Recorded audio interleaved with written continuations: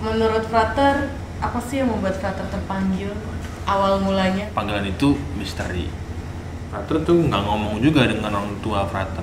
Apakah setelah mendapatkan gaji Frater tidak mau menjadi seminaris? Waktu itu tes terus Frater itu 3 hari. Karena udah kritis kan tanggal 2 Mei itu Frater hampir nggak dapat tiket itu untuk pulang.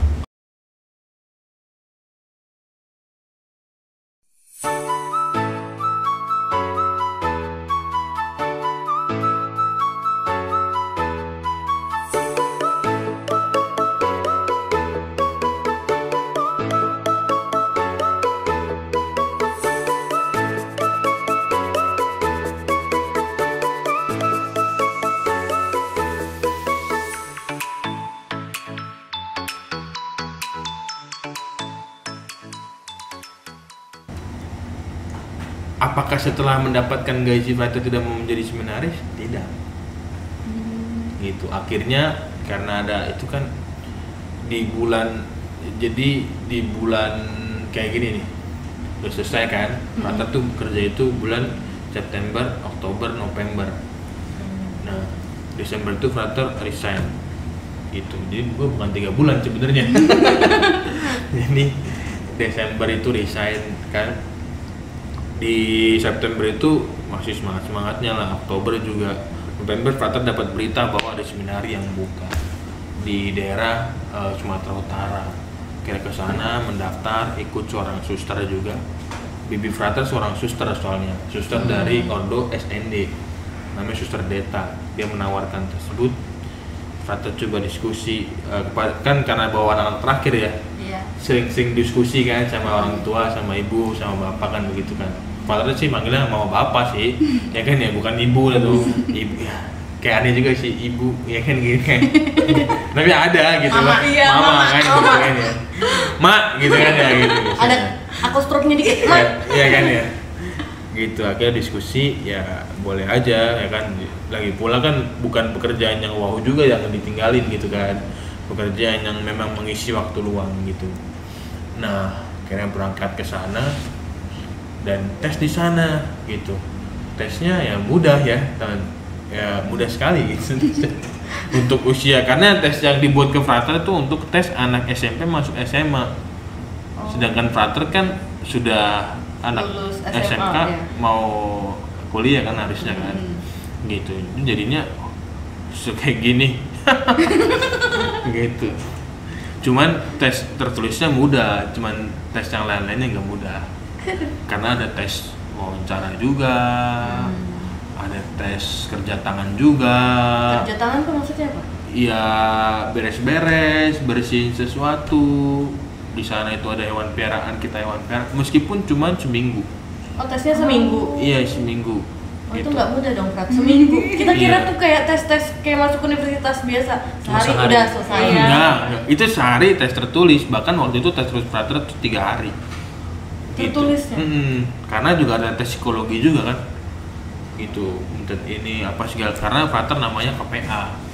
Bukan dari SMP ke SMA namanya Seminari Menengah kan. Kalau di sana namanya Domus di Sumatera Utara gitu. Kalau Frater Kota mana tuh?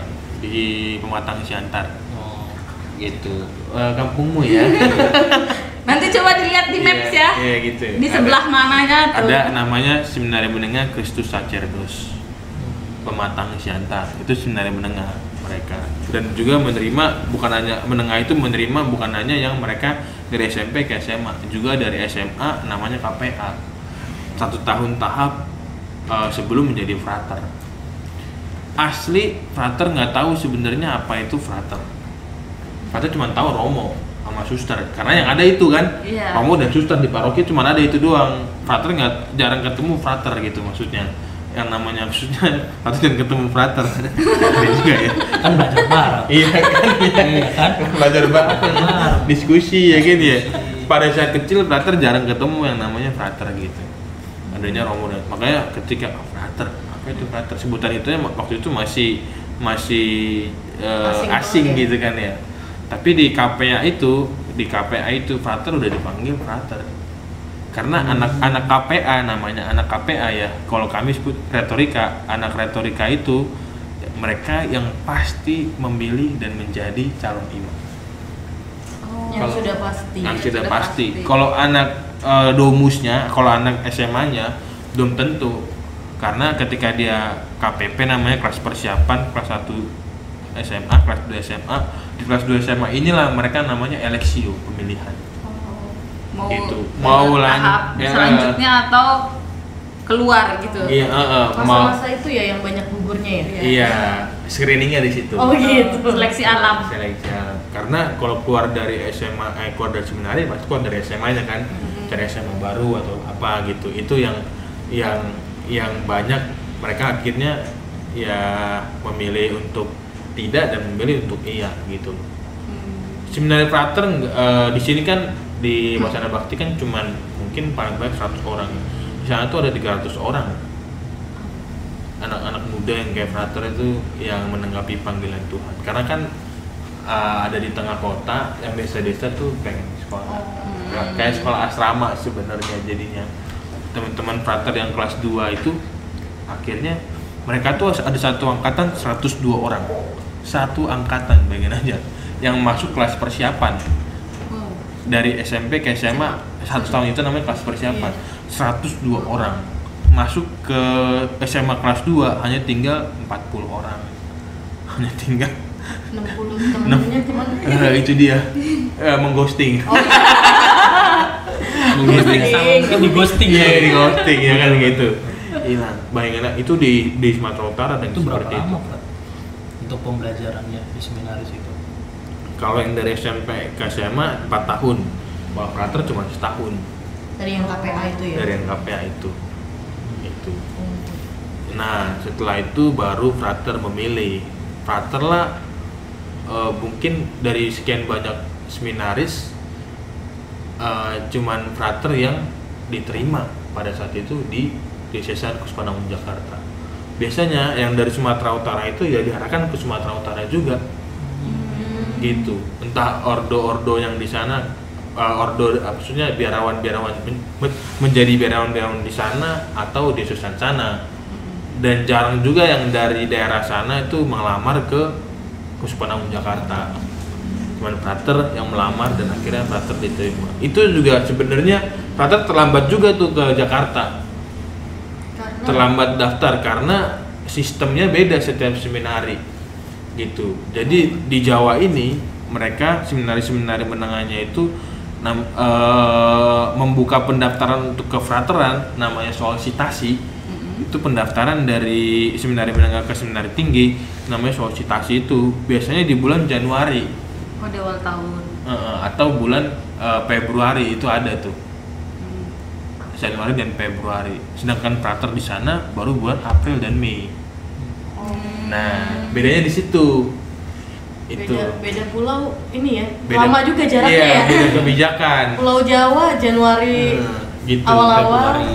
Pulau Sumatera udah April gitu ya. Beda. Nah, makanya itu frater sempat ngapain kamu sudah terlambat digituin kan ya. Akhirnya frater kontak Romo Paroki. Akhirnya Romo Paroki membantu frater. Maksudnya Romo Paroki di Pulau Gebang kan, gitu membantu frater. Akhirnya frater tes. Syukur kepada Allah, frater diterima. Frater masuk KPA itu 16 orang. Ada yang ke Kapusin, ada juga yang ke Projo Padang, ada yang juga ke Projo Medan, ada yang juga ke Projo Jakarta frater. Cuman frater yang ke Jawa, sama satu frater CM, sama satu OSC. Gitu. Itulah yang akhirnya kami keluar dari Sumatera Utara atau dari Pulau Sumatera lah gitu. Kenapa frater memilih ordo yang saat ini frater pelajar, apa nggak jalani gitu? Kan ada sekian banyak ordo gitu kan di Indonesia, ada sekian banyak kayak apa ya maksudnya banyak pilihan gitu. Kenapa sampai memilih dan satu karena frater memilih Diocese Kuspanangun Jakarta atau disebut dengan Projak itu karena frater berasal dari Jakarta. Jadi frater asli paroki Jakarta, meskipun frater orang tua frater bukan dari Jakarta ya, dari Sumatera Utara juga, tapi frater merasa harus kembali ke Jakarta. Itu alasan pertama. Alasan kedua, Karena pada saat itu frater mengikuti event yang dibuat oleh frater-frater seminari tinggi, bahwa banyak pastor projo Jakarta yang kurang ya, maksudnya kurang banyak gitu, bukan banyak pastor, maksudnya kurang banyak seminaris yang mau jadi projo Jakarta gitu. Itu padahal Kusuma Agung Jakarta butuh banyak pastor, tadi maksudnya begitu, butuh banyak imam. Nah, dalam event itulah frater, oh ya coba dulu itu, akhirnya milihlah di projo Jakarta. Berarti bisa dibilang frater ini menanggapi kabar kalau di Kuskupan Agung Jakarta tuh sebenarnya butuh banyak promo nih, butuh banyak pastor, iya. Jadi frater sendiri juga punya, yaudah deh, gue coba gitu. Tapi memang akhirnya terpikat juga, terpesona sama projo Jakarta gitu. Ada putih. Seret ya. Kreatif, tim kreatif. Air putih tolong. Gitu. Nah, cuman pada saat solisitasi ini ada cerita ini ya. Ada salah satu pengalaman yang mungkin bisa ya turning point dalam hidup frater gitu, bahwa frater ingin minum dulu ya kan gitu. Betul, minum dulu. Kayaknya dari tadi ngomong mulu, Pak. Iya. Apa? Karena ya Temanya frater sih. iya, oke, penonton yang